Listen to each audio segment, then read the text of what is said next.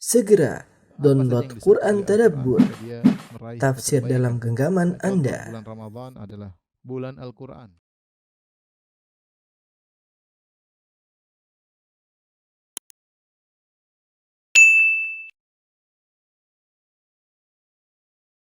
Bismillahirrahmanirrahim. Assalamualaikum warahmatullahi wabarakatuh. Alhamdulillahi ala ihsani wa syukru lahu ala taufiqihi wa amtinani. Asyhadu an la ilaha illallah wahdahu la syarika lahu ta'ziman li sya'nih wa asyhadu anna Muhammadan abduhu wa rasuluhu da'ila ridwanih. Allahumma salli alaihi wa ala alihi wa ashabihi wa ikhwanih. Hadirin dan hadirat yang dirahmati oleh Allah Subhanahu wa taala. Kita lanjutkan pembahasan kita dari kitab Al-Adabul Mufrad karya Imam Al-Bukhari rahimahullahu taala. Kita masuk pada bab yang kedua, bab birrul bab tentang berbakti kepada ibu, kepada ibunda. Imam Al-Bukhari berkata, kata Imam Al-Bukhari, qala haddatsana Abu Asim an Bahas bin Hakim an abihi an jaddihi qultu ya Rasulullah man abarru. Maka sahabat bertanya, ya, dari Amr bin Al-As radhiyallahu taala anhu, ya Rasulullah, man abarru, siapa yang aku sahabat yaitu Muawiyah bin Haidah, ya, Muawiyah bin Haidah as-sahabi. Dia berkata, ya Rasulullah, man abarru, siapa yang aku berbakti kepadanya. Kata sahabat ini, yaitu Muawiyah bin Haidah radhiyallahu anhu. Qala ummak, berbaktilah kepada ibumu. Qultu man abarru, siapa yang aku berbakti kepadanya, yang berbuat baik kepadanya. Qala ummak, kata Nabi SAW, ibumu. Qultu man abarru, pertanyaan ketiga, siapa yang aku berbakti kepadanya. Qala ummak, ibumu. Qultu man abarru, kata Muawiyah bin Haidah radhiyallahu anhu. Dia bertanya untuk yang keempat kalinya, siapa yang aku berbakti kepadanya. Qala abaka thummal aqrab fal aqrab, ayahmu, kemudian yang lebih dekat kekerabatan, kemudian yang lebih dekat kekerabatan. Hadis ini derajatnya hasan.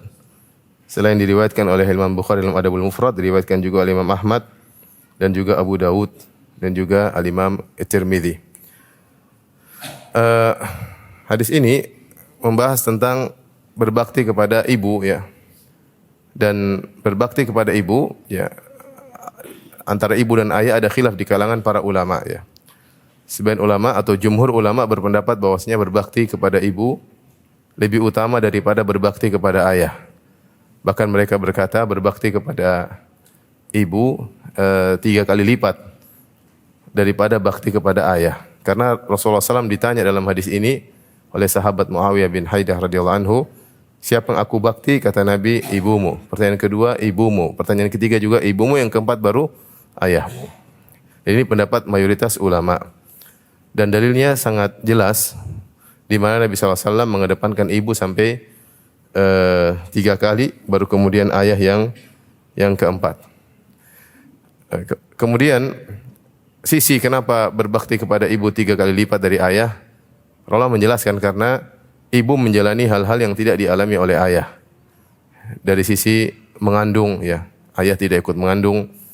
Kemudian yang kedua dari sisi melahirkan, ayah tidak ikut melahirkan. Dan yang ketiga dari sisi menyusui, bahwasanya ayah tidak ikut menyusui. Adapun tarbiyah, mentarbiyah anak-anak, maka ayah ikut serta dalam mentarbiyah anak-anak. Makanya ketika Allah menyebutkan tentang perintah berbakti kepada orang tua, Allah menyebutkan perkara ini. Kata Allah Subhanahu wa taala, hamalathu ummuhu wahnan ala wahnin. Ibunya telah mengandungnya dalam kelemahan di atas kelemahan, yaitu wanita sendiri sudah lemah, ketika dia mengandung dia lebih lemah lagi, ya. Yang lemah yang bertambah-tambah. Kemudian juga dalam ayat yang lain, hamalathu ummuhu kurhan wa wada'athu kurhan. Ibunya mengandungnya dalam kondisi sulit dan melahirkannya dalam kondisi sulit, ya. Wa hamluhu wa fisaluhu salasuna syahran. Kemudian ibunya juga yang menyusuinya. Jadi dari ayat-ayat tersebut Allah menyebutkan 3 perkara yang tidak dilakukan oleh ayah yaitu melahirkan, mengandung, melahirkan dan menyusui. Dan ini 3 hal yang sangat berat ya. Oleh karenanya, karena 3 hal ini tidak dialami oleh ayah, maka ibu wajib untuk dibakti oleh seorang anak 3 kali lipat daripada ayah. Ini pendapat mayoritas ulama. Namun pendapat yang lain dari mazhab Malikiyah bahwasanya kewajiban berbakti antara ayah dan ibu sama. Tidak ada perbedaan antara ayah dan ibu, kewajibannya sama-sama. Kenapa? Karena dalil-dalil menunjukkan kesetaraan ya. Allah ketika memerintahkan untuk berbakti, Allah menyebutkan kedua-duanya, wabil walidaini ihsana, dan baktilah kepada kedua orang tua. Allah menyebutkan kedua-duanya ya. Adapun ketika Allah menyebutkan kondisi ibu mengandung, melahirkan dan menyusui, karena ini kondisi yang sering dilupakan oleh seorang anak. Kita tidak ingat kondisi tersebut. Adapun kebaikan ayah kita lihat. Kebaikan ayah berkesinambungan kita lihat. Ayah kerja, ayah cari nafkah, ayah kasih kita makanan, ayah ngajak jalan-jalan, kebaikan ayah kita lihat secara berkesinambungan. Kebaikan ibu juga kita lihat, tetapi justru hal-hal yang dialami oleh ibu yang sangat berbahaya, masalah mengandung, melahirkan, itu tidak kita ingat karena kita ketika itu masih dalam kandungan. Gimana kita mau ingat? Makanya Allah sebutkan. Jadi Allah sebutkan 3 perkara tersebut karena hal itu adalah perkara yang dilupakan oleh seorang anak. Kemudian ketika Allah menyebutkan tentang ibu, ya, hamalathu ummuhu kurhan atau hamalathu ummuhu wahnan ala wahnin, ibunya mengandungnya dalam kondisi sulit, melahirkan dalam kondisi sulit, ibunya mengandungnya dalam kondisi kelemahan di atas kelemahan. Maksudnya bahwasanya agar sang ibu diperhatikan, karena banyak anak yang lupa untuk berbakti kepada ibu. Sementara ibu lebih butuh untuk dibakti daripada ayah. Ayah seorang yang kuat. Seandainya anaknya tidak berbakti sama dia, enggak ada masalah. Dia pergi cari nafkah, dia keluar ke sana kemari, dia kerja. Dia tidak perlu di rumah. Tapi yang sangat perlu untuk dibakti adalah ibu. Sementara anak-anak potensi untuk membangkang kepada ibu lebih besar daripada potensi membangkang kepada ayah. Kalau sama ibunya dia bisa membangkang, dia bisa teriak. Kalau terhadap ayah dia takut karena ayah kalau dibentak mungkin digampar sama sang ayah. Ya. Oleh karenanya Allah atau Nabi SAW ingatkan ibumu bukan maksudnya berbakti kepada ibu 3 lipat daripada ayah, tidak.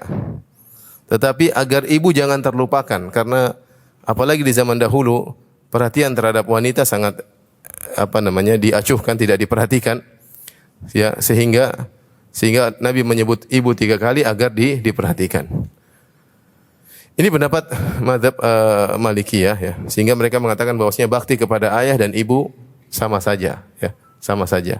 Oleh karenanya ketika Rasulullah SAW menyebutkan tentang durhaka, kata Nabi SAW, Innallaha harrama alaikum uquqal ummahat. Sungguhnya Allah mengharamkan atas kalian durhaka kepada ibu, durhaka kepada ibu. Bukan berarti durhaka kepada ayah boleh, enggak. Tapi kenapa disebutkan Rasulullah SAW tidak menyebutkan durhaka kepada ayah? Rasulullah mencukupkan untuk menyebutkan durhaka kepada ibu karena tadi potensi durhaka kepada ibu besar. Saya sendiri pernah bertemu dengan seorang wanita datang ke rumah dengan anaknya. Anaknya mungkin SMP. Dia bilang, Ustadz, anak ini sering mukul saya. Subhanallah. Anaknya langsung membentak ibunya di depan saya. Artinya benar. Tapi kalau bapak nggak mungkin, dia nggak berani bentak bapaknya. Ya. Kemudian ibu ketika di masa tua, ya butuh dengan teman, butuh dengan perhatian anak-anak. Demikian juga ada dalil-dalil yang juga cenderung menunjukkan bakti kepada ayah lebih daripada ibu. Contohnya seperti hadis Rasulullah SAW mengatakan, Anta wa maluka li abik, sungguhnya dirimu dan hartamu milik ayahmu. Sungguhnya dirimu dan hartamu milik apa? Ayahmu. Dan bukankah seorang ketika dia dilahirkan nasabnya kepada siapa? Pada ayahnya, Ya, kepada ayahnya. Makanya kalau kita lihat dari sisi dalil sama-sama kuat ya. Jumhur ulama mengatakan bakti kepada ibu lebih daripada ayah 3 kali lipat. Pendapat Malikiyah mengatakan tidak, sama saja. Saya lebih cenderung pada pendapat kedua. Apalagi saya seorang ayah ya. Kalau saya seorang ayah.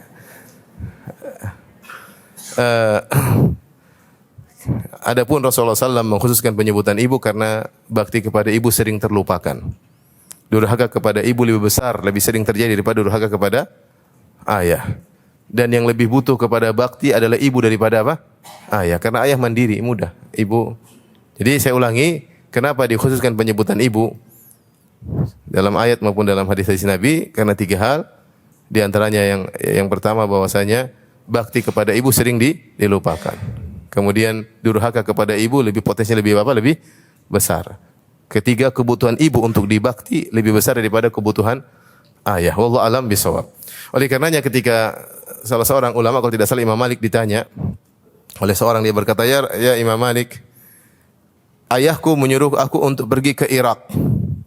Sementara ibuku memintaku untuk menemaninya. Apa yang harus aku lakukan? Untuk ayahnya menyuruh dia untuk bersafar ke Irak, meninggalkan tempat tinggalnya. Sementara ibunya minta ditemani. Siapa yang harus saya dahulukan? Pergi ke ayah, bersafar ke Irak, atau bertahan di sini bersama ibu? Maka Imam Malik berkata, ati abaka wa la ta'si ummak. Taati ayahmu dan jangan bermaksiat kepada ibumu. Taat kepada ayahmu dan jangan membangkang ibumu. Terus bagaimana? Maka ada yang mengatakan caranya dia pergi ke Irak dengan membawa ibunya.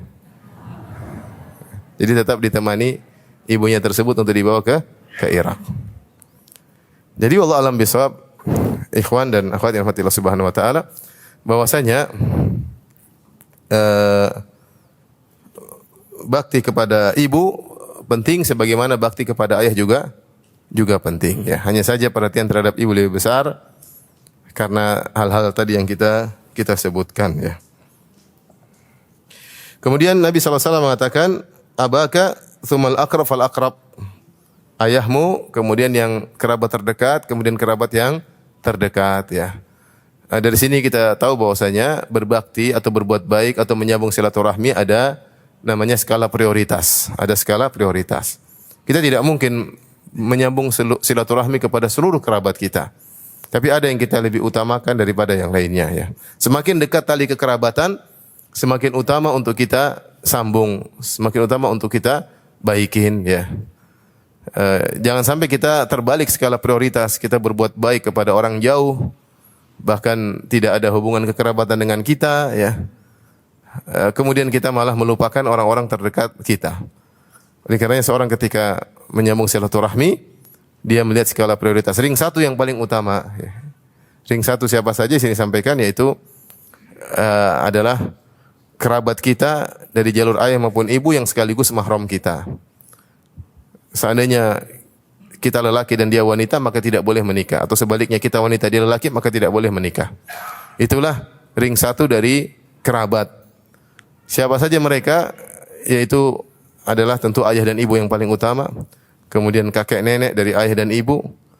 Kemudian saudara-saudara ayah dan saudari-saudari ayah, yaitu paman dan tante dari sisi ayah. Kemudian saudara-saudari ibu dan saudari-saudari ibu, yaitu om dan bibi dari sisi ibu. Kemudian tentunya kakak adik kita, jangan dilupakan. Kemudian ponakan-ponakan kita. Itu ring 1. Itu ring 1. Saya ulangi, ring 1 yang paling utama kita baikin dalam silaturahmi, yang paling dekat kekerabatan dengan kita adalah ayah dan ibu tentunya. Setelah itu kakek nenek dari ayah dan kakek nenek dari apa? Ibu. Kemudian adalah saudara ayah dan saudari ayah, yaitu om atau paman, om dan tante dari sisi ayah. Kemudian saudara ibu dan saudari ibu, yaitu paman dan bibi dari sisi ibu. Kemudian saudara-saudara kandung kita, dan juga anak-anak kita tentunya, dan juga ponakan-ponakan kita. Ini ring 1 yang lebih kita utamakan daripada kerabat-kerabat yang lain.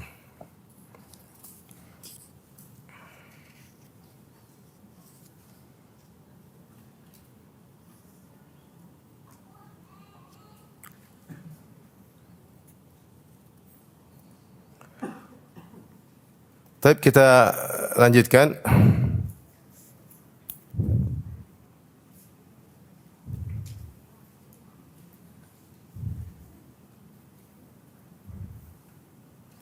Hadis berikutnya, Al-Imam Al-Bukhari berkata, Haddatsana Sa'id bin Abi Maryam Qala akhbarana Muhammad bin Ja'far bin Abi Katsir qala akhbarani Zaid bin Aslam an Atha bin Yasar an Ibni Abbas radhiyallahu ta'ala anhuma annahu atahu rajulun faqala.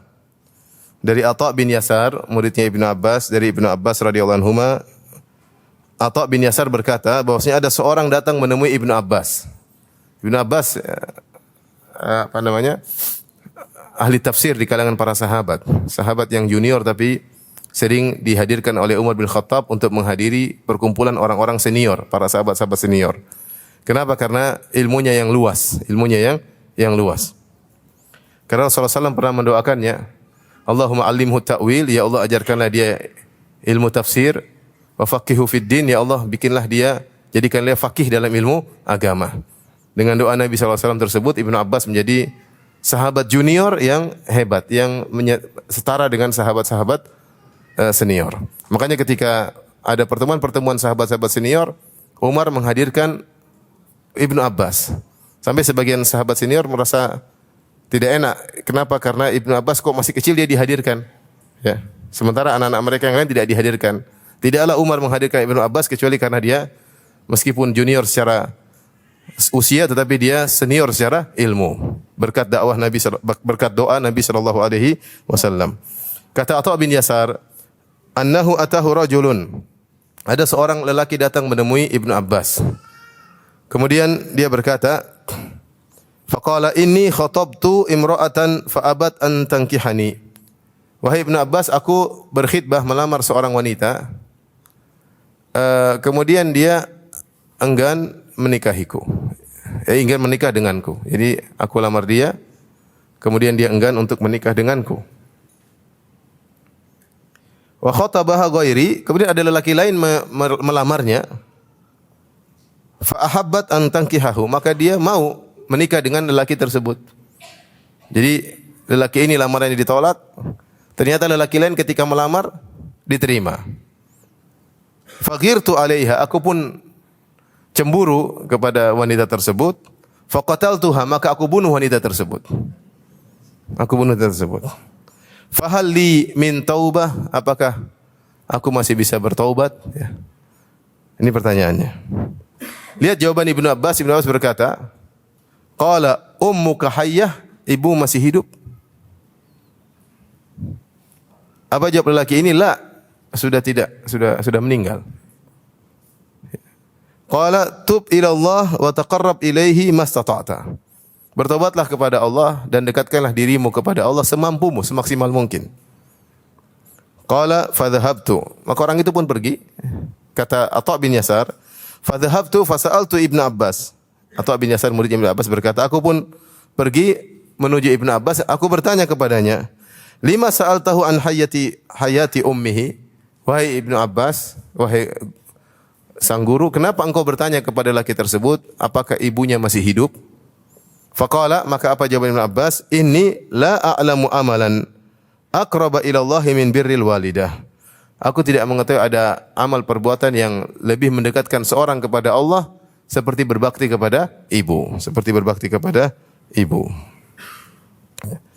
Hadis ini adalah hadis yang sahih, disahihkan oleh Syekh Albani rahimahullahu taala. Ikhwan dan akhwat yang dirahmati Allah Subhanahu wa taala.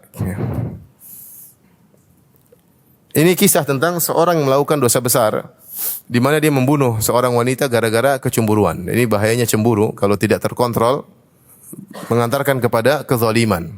Kecemburuan apapun jika tidak terkontrol mengantarkan kepada kezaliman, dan banyak ya kecemburuan mengantarkan kepada kezaliman ya. Seperti apa? Seperti Qabil membunuh siapa? Habil ya. Gara-gara cemburu, hasad ya. Contohnya cemburunya saudara-saudara Yusuf kepada siapa? Yusuf. Akhirnya dibuanglah Yusuf, dipisahkan dari ayahnya, adik sendiri, kemudian dimasukkan dalam sumur, dijual sebagai budak ya. Di antaranya ini ya, di antaranya lelaki ini karena dia cemburu kepada sang wanita, tidak ingin wanita tersebut dimiliki oleh lelaki lain, maka dia pun bunuh wanita tersebut. Wanita yang sangat dia cintai dia bunuh. Gara-gara tidak ingin dinikahi oleh lelaki lain ya. Maka ketika dia melakukan dosa besar, maka dia bertanya kepada Ibnu Abbas. Dia datang ke Ibnu Abbas karena tahu Ibnu Abbas adalah sahabat yang alim, seorang yang alim. Dan ini Orang ini diberi taufik untuk bertanya kepada orang yang alim. Karena kalau salah ternyata datang kepada orang yang tidak alim, maka berbahaya. Ya.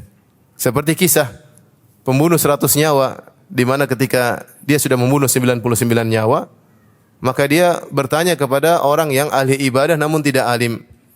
Maka dia berkata, aku telah membunuh 99 nyawa, apakah aku masih bisa diterima taubatnya? Kata orang yang ahli ibadah ini tapi tidak berilmu, berkata, tidak mungkin kau diterima taubatmu. Karena orang ini berfatwa dengan perasaan. Ya, masa orang seperti ini sudah bunuh 99 orang masih bisa diterima apa? Taubatnya. Dia fatwanya bukan pakai ilmu tapi pakai apa? Perasaan. Akhirnya pembunuh ini marah, akhirnya dibunuhlah orang tersebut. Jadi 100 ya. Ya, makanya kalau mau berfatwa lihat yang bertanya. Akhirnya dia emosi dibunuh jadi 100 nyawa sempurna. Pas akhirnya tanya lagi sampai ketemu orang alim, ada orang alim ketika ketemu ditanya dia bilang bisa. Nah, ini lihat bagaimana jawaban orang alim, bisa, tapi kau jangan tinggal di sini, pergilah ke kampung lain. Kau harus meninggalkan masa lalumu, pergi ke kampung lain, beribadahlah kepada beribadahlah kepada Allah dengan orang-orang di situ. Akhirnya orang ini pun berangkat menuju kampung lain, di tengah jalan kemudian dia meninggal dunia. Maka datanglah dua malaikat saling berselisih, satu malaikat adab, satu malaikat rahmat. Ini orang ini mau dibawa kemana? Diazab atau diberi rahmat? Ya, akhirnya datanglah malaikat yang lain lagi untuk memutuskan, ukurlah jarak antara orang ini dengan kampung sebelumnya dan kampung sesudahnya. Ternyata dia lebih dekat kepada kampung sesudahnya. Akhirnya dimasukkan dalam rahmat Allah Subhanahu wa taala. Ini karena dia bertanya kepada orang yang alim. Orang yang alim menjawab ya dengan ilmu, bahkan memberi arahan. Bahkan memberi apa? Arahan, solusi. Solusinya kamu jangan tinggal di sini, harus pergi ke kampung yang lain. Nah, sama seperti orang ini, ketika dia telah membunuh seorang wanita, dia ketakutan, dia ingin bertobat. Maka alhamdulillah dia diberi taufik oleh Allah untuk bertemu dengan Ibnu Abbas, ya. Makanya Allah mengatakan fas'alu ahla dzikri in kuntum la ta'lamun. Bertanyalah kepada ahli dzikir, yaitu ahli ilmu, jika kalian tidak mengetahui. Pertanyaan jelas, hal li min taubah? Apakah aku masih bisa bertaubat? Maka Ibnu Abbas yang dia tanya pertama kali kepada orang tersebut, ummuka hayyah, apakah ibu masih hidup? Ya. Apakah ibu masih hidup? Maksudnya, kalau seandainya ibunya masih hidup, Ibnu Abbas suruh orang ini untuk berbakti kepada ibunya. Dengan harapan jika dia berbakti kepada ibunya, dosa-dosanya akan digugurkan oleh Allah Subhanahu wa taala. Karena jika seorang melakukan maksiat, ada dua hal yang bisa dia lakukan agar lebih terjamin taubatnya diterima. Yang pertama, dia bertobat dengan memenuhi persyaratan taubat, yaitu dia meninggalkan dosa tersebut, kemudian dia menyesali dan dia bertekad untuk tidak mengulangi. Kata Nabi sallallahu alaihi wasallam, an-nadamatu taubah, an-nadamu taubah. Menyesal adalah taubat. Jika seorang menyesal, menangis, meninggalkan maksiat yang dilakukan, dia bertobat, insyaallah diterima taubatnya. Terima taubatnya. Dengan syarat dia bertekad untuk tidak mengulangi lagi. Perkara yang kedua, untuk lebih mendukung taubatnya, dia melakukan banyak amal kebajikan. Dia melakukan banyak amal kebajikan. Karena Allah berfirman, wa aqimis salata tarafayn nahari wa zulafan minal lail innal hasanati yudhhibna sayyi'at. Dirikanlah salat ya di dua hujung hari dan di malam hari. Kenapa kata Allah innal hasanati yudhhibna sayyi'at? Karena kebaikan-kebaikan akan menghilangkan dosa-dosa. Makanya para ulama menjelaskan dosa-dosa itu adalah ibarat seperti najis, sementara amal soleh ibarat seperti air yang bersih.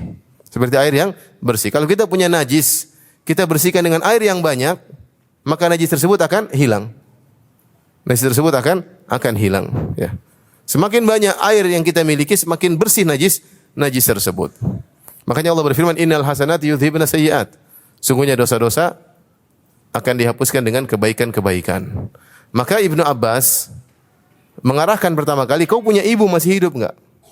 Maksudnya apa? Kalau ibu masih hidup, berbaktilah kepada ibumu. Disertai dengan taubat, maka niscaya taubatmu akan diterima. Ya. Karena kata Ibnu Abbas, aku tidak mengetahui ada amalan yang lebih mendekatkan seseorang kepada Allah seperti berbakti kepada ibu. Ternyata orang ini tidak punya ibu. Ketika tidak punya ibu, maka ya sudah, bertobat aja. Semoga Allah terima taubatmu. Jadi ini ikhwan, kalau kita melakukan dosa apapun, lakukan dua hal. Bertobat, yang kedua perbanyak melakukan apa? Kebajikan. Nabi SAW bersabda, "Wa'at bi'is sayyi'atal hasanata tamhuha." Kalau kau melakukan maksiat, maka sertakanlah dengan kebaikan, niscaya kebaikan itu akan menghapuskan maksiat yang kau lakukan. Ini pembahasan panjang di kalangan para ulama. Kalau kita misalnya maksiat dengan pandangan, kita melihat hal yang haram, maka gunakan mata kita untuk melihat yang baik dengan melihat Al-Qur'an, dengan baca Al-Qur'an. Ya, misalnya ya. Kalau ada uang kita gunakan yang haram, maka segera kita gunakan banyak uang kita untuk perkara yang baik ya, seperti itu. Sehingga keburukan-keburukan bisa ditutup dengan kebaikan-kebaikan.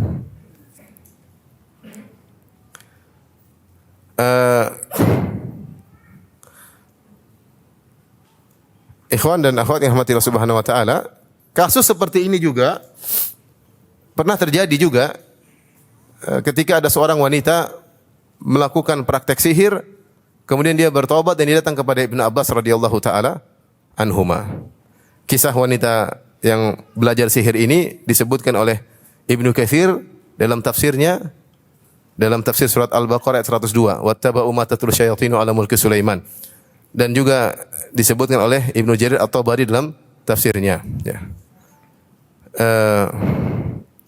Saya bacakan ya. Kata Aisyah radhiyallahu taala anha, "Qadimat alayya imra'atun min ahli daumatil jandal." Atau dumatil jandal. Ja'at tabtaqi Rasulullah sallallahu alaihi wasallam ba'da mautihi. Hadatsa dzalik tas'aluhu an asya'a dakhalat fihi min amri sihir wa lam ta'mal bihi. Kata Aisyah radhiyallahu anha, ada seorang wanita datang kepadaku dari daerah Dumatul Jandal. Dia bertanya untuk mencari Rasulullah. Dia ingin ketemu Rasulullah sallallahu alaihi wasallam, ingin bertanya. Tetapi Rasulullah SAW sudah meninggal dunia. Dia ingin bertanya tentang perkara ya sihir yang dia masuk dalam urusan sihir tersebut. Namun dia belum terapkan. Dia baru belajar namun dia belum terapkan. Aisyah berkata kepada Urwah, ponakannya, "Ya ibna ukhti, fara'aituha tabki hina lam tajid Rasulullah sallallahu alaihi wasallam fayashfiha. Fakana tabki hatta inni la arhamuha wa taqul inni akhafu an akuna qad halaktu." Kata Aisyah kepada Urwah, jadi Aisyah punya ponakan-ponakan di antaranya Abdullah bin Zubair dan Urwah bin Zubair. Anak-anaknya Zubair bin Awam. Zubair bin Awam punya istri Asma binti Abu Bakar. Asma binti Abi Bakar. Asma binti Abi Bakar saudarinya siapa? Aisyah. Di antara pernikahan Zubair dengan Asma, punya dua orang anak. Pertama Abdullah bin Zubair adalah seorang sahabat dan adiknya Urwah bin Zubair bukan sahabat. Urwah bin Zubair bukan sahabat. Dan banyak hadis-hadis diriwayatkan oleh Abdullah bin Zubair dari Aisyah, yaitu dari ponakan dari tantenya, dari bibinya, demikian juga dari Urwah dari bibinya Aisyah. Dalam hadis ini Aisyah berkata kepada ponakannya, "Wahai ibna ukhti, wahai putra saudariku, aku melihat wanita tersebut ketika tidak bertemu dengan Nabi, dia pun menangis. Dia pun menangis. Sampai aku kasihan sama dia. Dan wanita ini berkata, "Inni akhafu an akuna qad halaktu." Aku khawatir aku telah binasa. Kenapa? Ya. Dia cerita sebab dia takut binasa. Kata dia, "Saya punya suami dan suami saya pergi tidak pulang-pulang. Maka ada seorang nenek tua datang menemuiku. Lalu aku keluh kesahkan kondisi suamiku yang tidak pulang-pulang. Ya, maka wanita tua ini berkata, "In fa'alti ma amuruki bihi fa'aj'alhu ya'tik." Kalau kau melakukan apa yang aku perintahkan padamu wahai sang wanita, kata nenek tua ini, aku akan jadikan suamimu datang. Ini karena cintanya kepada apa? Suami. Sebagian wanita karena cinta sama suami dia melakukan apa saja ya. Falamma kana al-lail ja'atni bikalbain aswadain. Farakibtu ahaduhuma farakibat ahaduhuma wa rakibtu al-akhara. Ketika tiba malam hari, oke, apa yang harus aku lakukan? Datanglah wanita tersebut tua tadi dengan dua anjing hitam yang besar. Maka dia pun naik seekor anjing hitam, aku pun naik satunya. Ya. Kemudian tiba-tiba kami sudah tiba di Babil, di negeri Irak. Ya. Kemudian tiba-tiba ada birajulain mu'allaqain bi arjulihima. Tiba-tiba kami bertemu dengan dua orang yang sedang tergantung di atas dua kakinya. Kemudian keduanya berkata, "Ma ja'a biki?" Apa yang membuatmu datang kemari? Maka aku berkata, "Nata'allama sihr." Kami ingin belajar apa? Sihir. Maka kedua orang ini berkata, "Innama nahnu fitnatun fala takfuri farji'i." Sungguhnya kami ini hanyalah ujian. Janganlah kau kufur dengan belajar sihir. Pulanglah. Fa abaitu, namun aku enggan, aku enggak mau pulang. Wa qultu la, aku enggak mau pulang. Kenapa? Saking sayangnya kepada suaminya. Ingin suaminya apa? Balik. Qala, akhirnya dua orang tadi berkata, "Fadhhabi ila dzalika tanur fabuli fihi." Kalau gitu pergilah engkau ke tanur, ke tungkul di situ dan kencinglah di situ. Fadhahabtu fafazi'tu wa lam af'al. Aku pun pergi ke tanur tadi dan aku takut, akhirnya aku tidak kencing. Faraja'tu ilaihima faqala. Kemudian aku kembali kepada kedua orang tadi yang tergantung di kaki mereka, bergantung di kaki mereka. Faqala afa'alti? Apakah kau sudah melakukannya? Faqultu na'am. Aku berkata, iya, aku sudah kencing di tanur tadi, di tungku tadi. Faqala hal ra'aiti syai'an? Maka mereka berdua bertanya, apa kau melihat sesuatu? Faqultu lam ara syai'an. Aku tidak melihat sesuatu. Faqala lam taf'ali. Kalau gitu kau belum melakukannya. Irji'i ila biladik wa la takfuri. Kemudian mereka berkata, baliklah ke kampungmu dan jangan kau kufur. Fa abaitu, aku tidak mau pulang. Tidak mau pulang. Kalau gitu idhabi, pergi lagi ke tanur tadi. Fabuli fihi, dan kencinglah di situ. Fa dhahabtu faqsha'artu wa khiftu. Aku pun takut. Tsumma raja'tu ilaihima wa qultu qad fa'altu. Aku tidak jadi kencing, aku takut, aku balik, aku bilang aku sudah kencing. Faqala fama ra'aita. Mereka berdua bertanya, apa yang kau lihat? Faqultu lam ara syai'an. Aku tidak melihat sesuatu pun. Faqala kadzabti. Mereka berdua berkata, kalau itu kau dusta, lam taf'ali. Kau belum melakukan apa-apa. Irji'i ila biladiki wa la takfuri. Pulanglah ke kampungmu dan jangan kau kufur. Ya. Faqala, dan abaitu, aku tidak mau. Faqala idhabi ila tanur fabuli fihi. Aku tidak mau pulang. Kalau gitu pergi sana ke tungku tadi dan kencing. Akhirnya aku pun pergi ke tanur tersebut. Fabultu, aku pun kencing di tungku tersebut. Fara'aitu farisan muqanna'an bihadidin kharaja minni fadhahaba fis sama' wa ghaba hatta ma arahu. Tiba-tiba aku melihat ada seorang penunggang kuda, ksatria, kemudian menutup kepalanya, kepalanya tertutup dengan besi, kemudian dia keluar dari tubuhku, kemudian dia pergi ke langit, kemudian hilang, sampai aku tidak melihatnya. Lalu aku kembali kepada orang tadi, aku berkata, aku telah melakukannya. Mereka berdua berkata, apa yang kau lakukan? Apa yang kau lihat? Qultu ra'aitu, aku melihat tadi ada farisan, seorang ksatria berkuda, menutup kepalanya dengan besi, kharaja minni, keluar dariku, kemudian pergi ke langit, ya. Wa ghaba hatta ma ara, kemudian hilang dan aku tidak melihat lagi. Faqala sadaqti, kalau begitu engkau sudah benar. Dzalika imanuki qad kharaja minki idhabi. Kata dua orang tadi, itu tadi imanmu yang keluar dari tubuhmu. Dia sudah keluar dari tubuhmu, maka pergilah. Ya, karena kita tahu iman dan sihir tidak mungkin bergabung. Tidak bisa orang melakukan praktek sihir kecuali imannya hilang. Kalau dia masih punya iman, tidak mungkin apa? Tidak mungkin bisa melakukan praktek sihir. Saya punya teman dari Libya cerita. Dulu ada orang, ya, kalau dia mau bisa praktek sihir, datang jin kepada dia, disuruh melakukan hal yang aneh-aneh. Contoh di antaranya disuruh untuk berwudu dengan air kencing misalnya. Wudu tapi dengan apa? Air kencing. Atau pergi ke masjid tapi pakai sendal, di bawahnya ada Al-Quran, diinjak-injak. Artinya orang tidak bisa melakukan sihir kecuali melakukan sesuatu yang apa?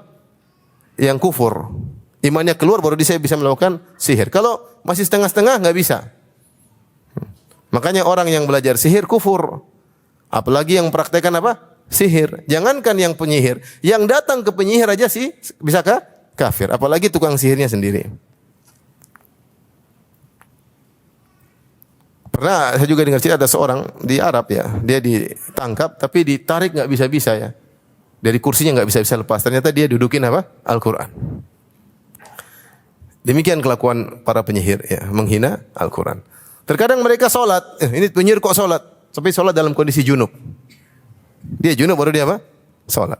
Ya, orang terpedaya, ini Pak Kiai, ternyata apa? Kiainya sholat dalam kondisi apa? Junub.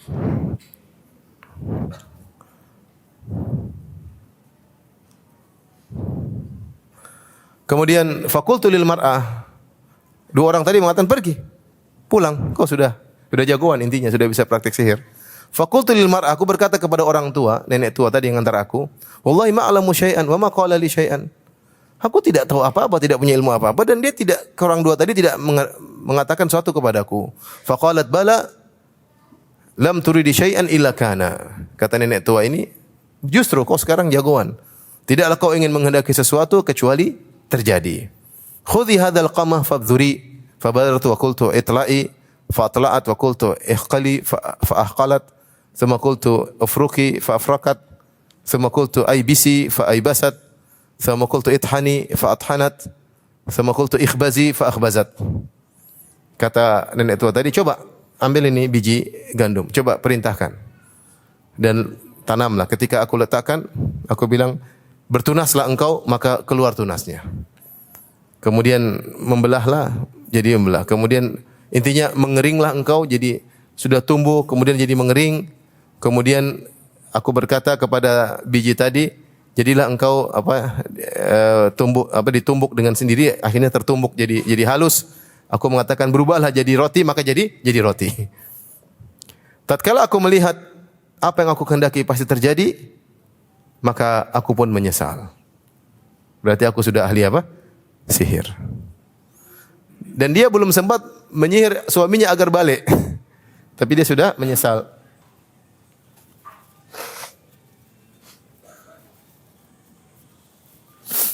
Baik, kita lanjutkan. Ketika itu aku pun menyesal. Wallahi ya ummul mukminin ma fa'altu syai'an wa la af'aluhu abadan. Aku belum melakukan apa-apa wahai ibunda Aisyah, dan aku tidak bakal melakukannya lagi. Ya. Akhirnya fasa'alat ashab Rasulullah sallallahu alaihi wasallam. Maka wanita ini pun bertanya kepada sahabat-sahabat Nabi tentang kasus yang dia alami, apakah dia masih bisa bertobat atau tidak. Baru saja Nabi sallallahu alaihi wasallam wafat. Wa hum yauma idzin mutawaffirun, ketika itu para sahabat masih banyak. Fama darau ma yaquluna laha wa kulluhum haba wa khafa an yuftiyaha bima la ya'lamuhu. Maka para sahabat bingung apa yang harus mereka katakan kepada wanita ini. Karena dia sudah melakukan apa, praktik apa? Sihir.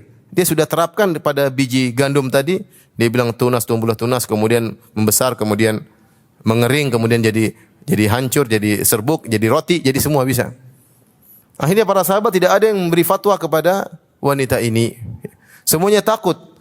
Kulluhum haba wa khafa an yuftiyaha. Semuanya takut dan khawatir untuk beri fatwa terhadap wanita ini. Illa annahu qad qala Ibnu Abbas. Hanya saja Ibnu Abbas berfatwa.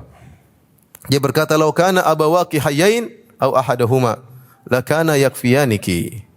Seandainya kedua orang tua masih hidup atau salah satunya, maka cukup untuk menebus dosa-dosamu.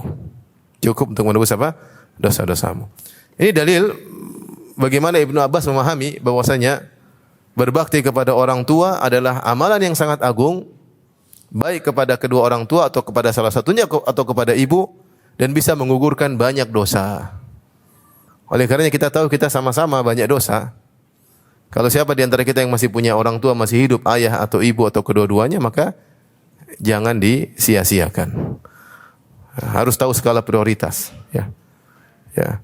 Bisa jadi bakti kepada kedua orang tua lebih banyak pahalanya daripada ibadah-ibadah lain yang kita lakukan. Ya. Makanya Ibnul Munkadir berkata, "Bitu aghmizu rijli ummi wa bata akhi Umar yusalli.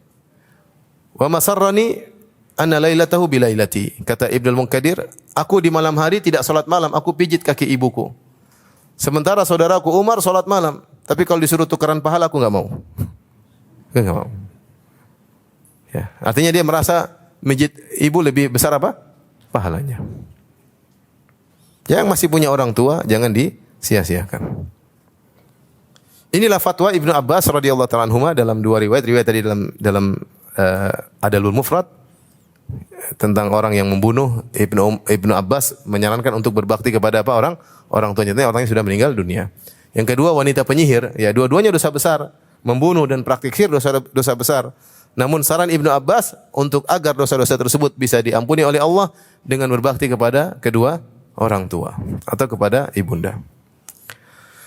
Tapi kita lanjutkan.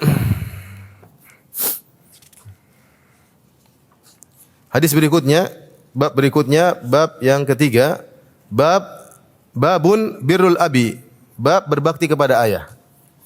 Berbakti kepada ayah. Al-Imam Al-Bukhari berkata, qala hadatsana Sulaiman bin Harb, qala hadatsana Uhaib bin Khalid an Ibni Shubrumah, qala sami'tu Aba Zur'ah an Abi Hurairah, qala qila ya Rasulullah man abarru.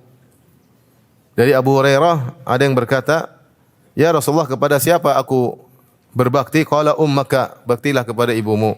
Qala thumma man, kemudian kepada siapa? Qala ummaka, kemudian ibumu. Pertanyaan ketiga, thumma man, kemudian siapa? Kata Rasulullah SAW, ummaka. Ketiga kali jawaban Nabi sama, ibumu. Yang keempat, thumma man, kemudian siapa? Kata Rasulullah SAW, abaka, ayahmu. Hadis sahih, ya. Dan ini juga dikeluarkan oleh Imam Bukhari dalam sahihnya dan juga Imam Muslim dalam sahihnya. Ini menunjukkan bahwasanya tentang berbakti kepada ayah, ya, berbakti kepada ayah. Tadi kita sudah sebutkan ada khilaf di kalangan para ulama tentang apakah sama bakti kepada ibu dan bakti kepada ayah. Jumhur ulama mengatakan bakti kepada ibu lebih daripada kepada ayah, ya. Karena kenapa? Karena jasa ibu kepada kita lebih besar daripada jasa ayah kepada kita. Karena ibu mengalami 3 hal yang tidak dialami oleh ayah, ya. Tidak dialami oleh ayah, ya. Di antaranya mengandung, melahirkan, menyusui, ya. Sampai saya punya kawan, ya, di luar negeri, dia sudah cukup berumur dan anaknya cuma 2 kalau nggak salah. Saya bilang, Mas, kok anaknya cuma 2? Kenapa? Ya, istri saya capek, Ustaz. Dia bilang, kalau kamu punya anak lagi, gantian kamu yang hamil, ya, jangan saya. Karena memang mengandung itu perkara yang apa? Yang berat. Mengandung, ya. Namun meskipun kita memilih, taruhlah kita memilih pendapat jumhur bahwasanya bakti kepada ibu 3 kali lipat, namun bukan berarti kita melalaikan bakti kepada ayah, ya. Apalagi kita memilih pendapat mazhab Maliki yang mengatakan baktinya sama, ya.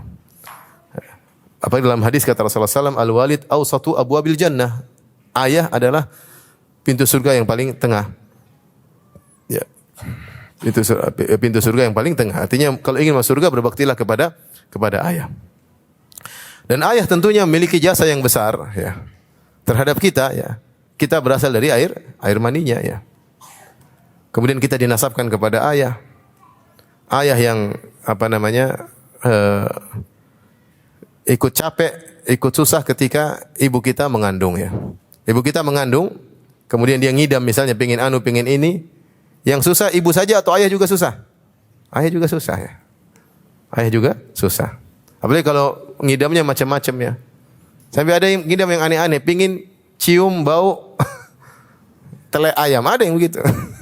Saya dengar, masa iya ada pengin macam-macam, pengin tahu, ya. Ada yang, saya punya teman, saya di Madinah, saya ketemu dosen, dia bilang, Firanda, saya lagi hari-hari susah.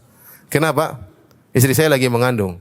Kenapa? Kalau udah mengandung dia enggak bisa lihat saya. Wah. Ini alhamdulillah anak kelima saya sudah biasa. Dulu waktu pertama kali dia mengandung, saya dekat, dia tolak, dia dorong, saya mau ceraikan dia waktu itu. Ini apa-apaan nih? Dia tidak kuat melihat, jangankan mencium bau, lihat saya ini enggak mau. Kalau dia tahu enggak melihat terus mau apa? Sudah 9 bulan saya puasa. Belum tambah nifas jadi 10 bulan puasa.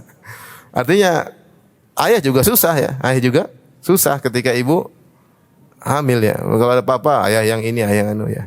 Saya punya kawan juga gitu. Dia cerita, dia sama istrinya naik bis, tiba-tiba istrinya bilang, Abi, saya pingin makan rujak. Oh, tenang aja, nanti Abi belikan. Enggak, rujak yang lagi dimakan sama ibu itu. Subhanallah. Akhirnya teman saya dengan sudah menghilangkan rasa malu datang kepada ibu tadi. Maaf Bu, ini istri saya begini-begini, minta rujaknya dikasih, alhamdulillah. Coba kalau nggak dikasih. Jadi yang ayah juga susah, ya. Ayah yang susah, ayah yang perhatian sama ibu, ya. Kemudian pilihkan makanan yang bergizi untuk ibu, ya. Manjain ibu ketika ibu dalam kondisi mengandung, dan ayah lebih sayang kepada ibu ketika kita dalam perut ibu kita, ya. Minta apa saja dibeliin, ya. Diturutin. Kenapa? Karena ada kita dalam perut ibu kita. Dan semakin hari bertambah dia semakin sayang kepada ibu kita.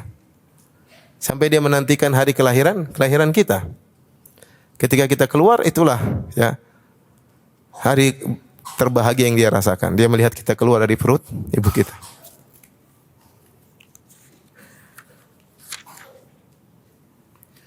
Taib, jadi ikhwan dan akhwat yang rahmati Allah Subhanahu wa taala, bakti kepada ibu penting dan bakti kepada ayah juga sangat penting. Maka jangan dilalaikan salah satunya ya. Dua-duanya kita harus bakti kepada mereka berdua.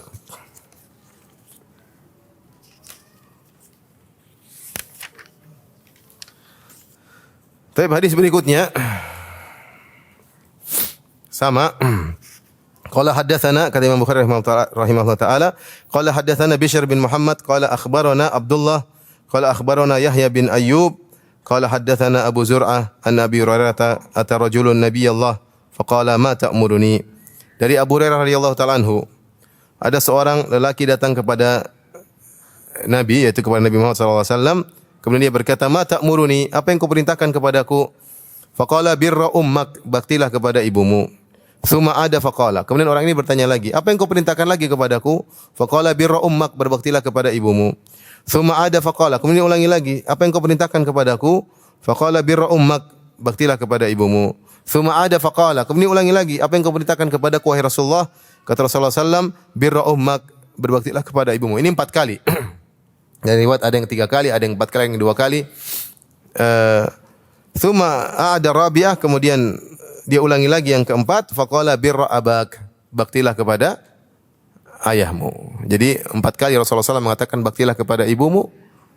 Kali yang dia mengulangi bertanya sampai yang kali keempat, yaitu yang kelima, baru Rasulullah berkata baktilah kepada ayahmu. Hadis muttafaqun alaih, hadis yang sahih. Ini juga dalil bahwasanya berbakti kepada ayah ya juga penting selain berbakti kepada ibu.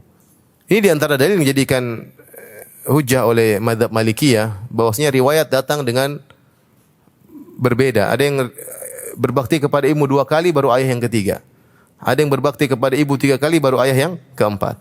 Ada yang berbakti kepada ibu 4 kali baru ayah yang kelima. Sehingga mereka mengatakan itu bukan berarti kalau disebut 3 kali berarti 2 kali lipat, kalau 3 kali lipat, ibu berbakti pada ibu 3 kali lipat, kalau 4 kali lipat. Enggak. Tapi itu hanyalah Nabi ingin beri perhatian, yaitu jangan lupa untuk berbakti kepada ibumu karena potensi untuk lupa kepada ibu besar.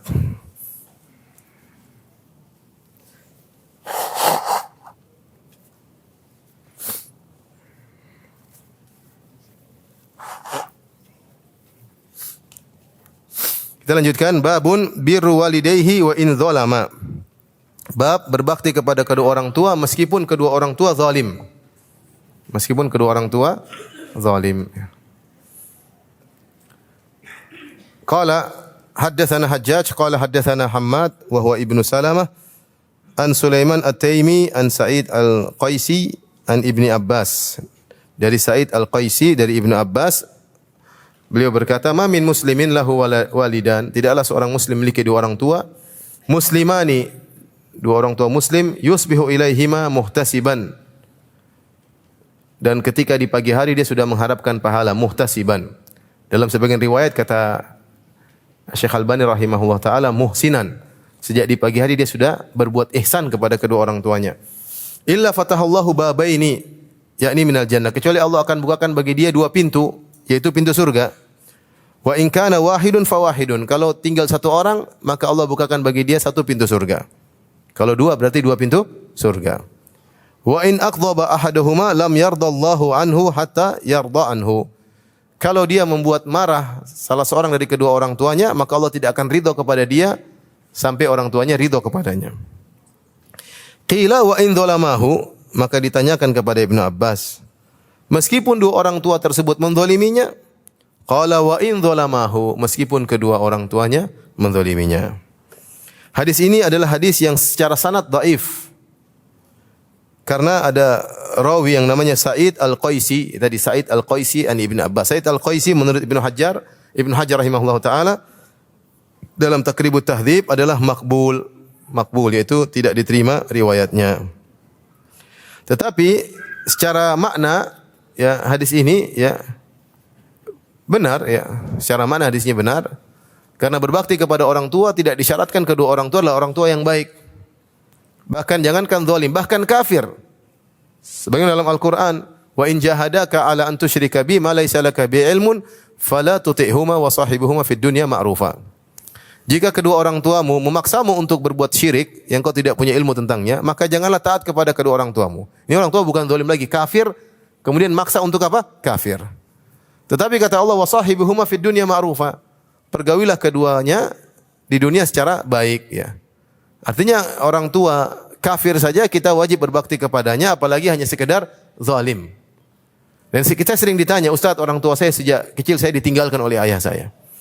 Ustaz, ibu saya buang saya, ibu saya pergi entah kemana misalnya. Ustaz, ayah saya dulu sering menzalimi kita. Ayah saya jangankan dia zalim, dia kafir saja kita wajib berbakti. Kalau dia berbuat zalim, kita berusaha untuk menghindar dari kezalimannya. Tapi taruhlah kita tidak bisa menghindar, tetap wajib berbakti kepada kedua orang tua. Karena ini pahalanya sangat besar. Siapa yang masih hidup kedua orang tuanya, ini dia berbakti kepada keduanya, maka akan dibukakan pintu surga oleh Allah Subhanahu wa taala. Di sini Syekh Abdul Razak hafizahullah taala menyebutkan faedah. Beliau berkata, yaqulu Syekh Albani rahimahullah taala, kadza fil asl, demikian dalam asal manuskrip kitab Al-Adabul Mufrad, di mana Ibnu Abbas berkata, ma min muslim lahu walidani muslimani yusbihu ilaihima muhtasiban. Tidaklah seorang muslim memiliki dua orang tua yang muslim yang di pagi hari dia sudah mengharap pahala dari keduanya. Muhtasiban yaitu berharap pahala, berbakti kepada keduanya dengan berharap pahala. Kemudian kata Syekh Albani, demikianlah di manuskrip, wala alla shawab, bisa jadi yang benar adalah yuhsinu ilaihima muhtasiban. Ada kata yuhsinu, yaitu sejak pagi hari dia berbuat baik kepada kedua orang tuanya dengan berharap pahala dari Allah. Waqad waqaftu ala hadzal athar fi kitabil birr wasilah li Ibnu al-Jauzi wa lafdhuhu indahu yusbihu ilaihima muhsinan. Ya. Kemudian kata Syekh Abdul Razak, aku telah meriksa dalam kitab Al-Bir Wasilah karya Ibnu Jauzi dan lafalnya yusbihu ilaihima muhsinan. Sejak pagi hari sudah berbuat baik kepada kedua orang tuanya. Lafal ini penting kata Syekh Abdul Razak hafizahullah taala. Artinya seorang ketika di pagi hari sudah pertama yang dia pikirkan bagaimana berbakti kepada kedua orang tuanya. Jadi dia sejak awal bangun tidur sudah pikir apa yang saya lakukan sama kedua orang tua. Berbuat baik kepada mereka, minimal dengan telepon, minimal dengan menyapa, ya. Karena dia tahu bahwasanya berbakti kepada orang tua pahalanya sangat besar. Kalau dia berbakti kepada orang tua, Allah akan bawakan pintu surga ke rumahnya, tinggal dia masuk. Ya. Tinggal dia buka pintu surga tersebut. Ya. Jadi wa yusbihu ilaihima muhsinan. Sejak pagi hari dia sudah berbuat ihsan kepada kedua orang tuanya. Ini menunjukkan skala prioritas yang harus kita perhatikan kalau kita masih punya orang tua. Jangan tunda-tunda berbakti kepada orang tua. Pagi hari kita sudah baik sama mereka. Mau telepon kayak, mau apa kayak, ngantar kue kayak apa. Sejak pagi kita lakukan kebaikan. Ya, sebelum yang lain-lainnya. Karena dengan berbakti kepada orang tua di pagi hari kita akan diberkahi oleh Allah Subhanahu wa taala, bahkan dibukakan pintu surga bagi kita. Ya. Dan sini yang penting, meskipun kedua orang tua zalim, maka tetap wajib bagi kita untuk berbakti kepada mereka berdua dengan memuliakan mereka, mengagungkan mereka, dengan berkhidmah kepada mereka berdua semaksimal mungkin yang bisa kita lakukan. Ya, karena berbakti kepada orang tua lebih afdal daripada jihad fi sabilillah. Tapi ini saja mungkin yang saya sampaikan pada kesempatan kali ini. Tapi demikian saja, wabillahi taufiq wal hidayah. Assalamualaikum warahmatullahi wabarakatuh.